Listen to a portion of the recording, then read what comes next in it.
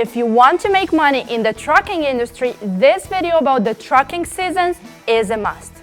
No matter if you're a beginner, experienced, or just heard about the trucking industry for the first time, you should know what are the 4 transportation industry seasons.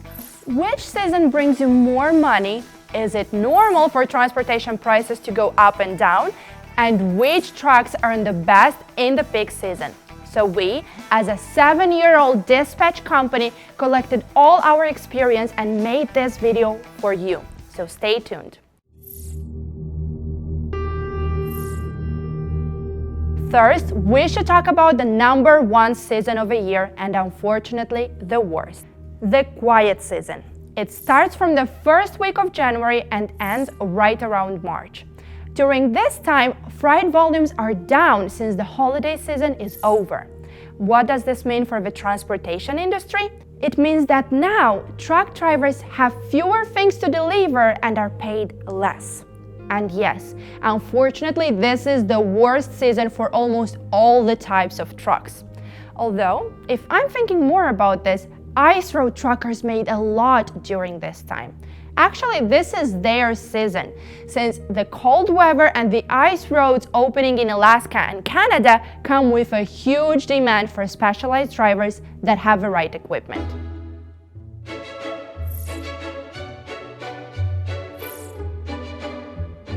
The second season of trucking gets a little bit better, the produce shipping season. It starts in April and ends in July. Freight volumes and rates are picking up right after a few almost dormant months. Carriers have more loads to choose from and can allow themselves to be pickier, since now it's the time for fruits and vegetables to be delivered. Oh, and how I love eating fresh produce again. Trucks that have a refrigerator trailer are on the rise, since produce is perishable and need to be transported in the right trailer. And I know that it's called the produce season, but there is one more trailer that will see a rise in rates during this period, the flatbed trailer. Construction sites are open again in the spring, which means there is a huge need for construction materials and equipment.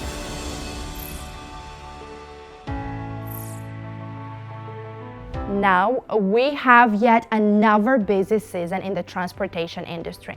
The peak shipping season starts in August and ends in October. You've probably all heard of a back-to-school period or Halloween. Plus, because of the winter holidays ahead, companies are constantly shipping things between each other to prepare for the next season.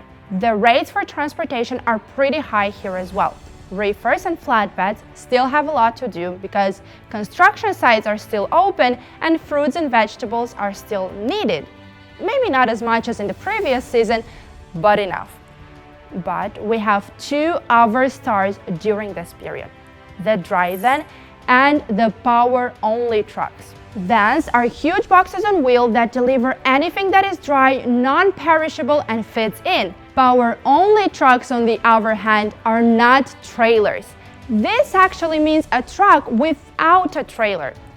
Amazon works a lot with power-only drivers. They prepare a load, put it in the trailer, and make sure everything is ready.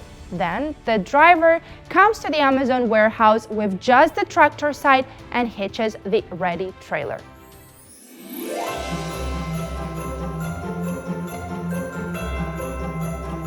Ho, ho, ho. It's time for Christmas, or for the most paid season in trucking, the holiday shipping season. It starts in November together with the preparations for Thanksgiving and ends in December right after the New Year. These are usually the 2 months of a year when almost everyone is spending on almost anything: food, gifts, costumes, home goods to meet guests, and so on. Merry Christmas, Gav. Merry Christmas, Buzz. Which is why this is the season when all the types of trailers are paid really well. If you're a flatbed, then you might have to get lumber for the people that want to heat their houses. Reefers will bring you food, and vans will replace Santa and deliver your gifts. So why is seasonality crucial to truck dispatchers? It's simple. Being aware of a transportation season flow allows you to plan your routes, manage resources efficiently, and maximize profit for your driver and for you as a dispatcher as well. Let's say that you usually manage 500-mile loads as a dispatcher. In the low season, the price for a load like that is $2.07 per mile, while in the peak season, it's $3.05. See the difference, right? Well, the average truck dispatcher gets 4.5% from the total price of a load. This means that in the low season, a dispatcher will get a commission of $46 if calculated by the rate I mentioned before, and in the peak season, $68. So yes, dispatchers must know the seasons really well to know how to trick the system and get good loads even in the low market. Therefore, do not be afraid that the market prices are going up and down, because the freight market is cyclical and everything will repeat again. Of course, this is just the basic information you should know when you enter the industry. If you actually want to become an independent professional truck dispatcher, you should try our course. We are a dispatch company for over 7 years, so we built it with only professional dispatchers and a professional filming crew.